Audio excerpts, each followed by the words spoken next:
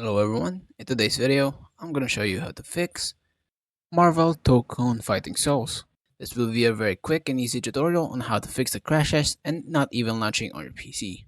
Before we do begin with the video, make sure to like the video, subscribe to the channel with all notifications on, and if you do have any questions, don't forget to comment down in the comment section down below and I'll answer it for you. Now, before we do get into any steps, make sure to restart your PC first to fix any glitches that might affect the launching and crashes on the game. Once done, go ahead and relaunch your game, and if it fixes, congratulations. If it doesn't, no worries, we have a few tricks up our sleeve. Okay, the first thing that you need to do is by going to on your start menu, go ahead and search in CMD and then run as administrator. Just go ahead and click yes. Once done, this window will pop up. First thing that you need to type is FSC space slash scan now. Basically, this command scans your PC or your files if there has been any corrupted files or missing files. Wait for it to verify completely. Once done, go ahead and type in dism slash online slash cleanup image slash restore help to fix corrupted Windows files.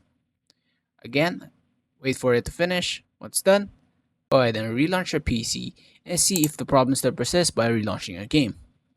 Now, no worries, we have a few more steps up our sleeve. Next, we will be adjusting the launch options. To do so, go to your Steam, click on Library, right click on your game, click on Properties. Over here, go to General, and on the launch options, go ahead and type in -DX11 or maybe -DX12.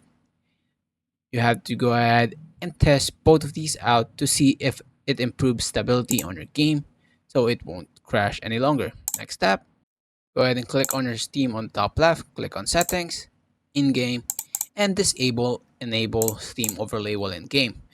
If you don't really need it, just go ahead and disable it so it improves stability.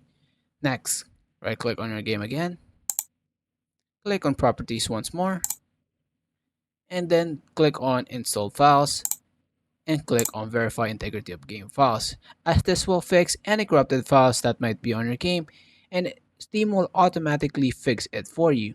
Once it's finished, go ahead and restart your PC one last time before applying all these changes and your game should be fixed. I hope you guys find this video helpful. Please leave a like on this video. Thank you guys so much for watching. Have a wonderful day. Peace.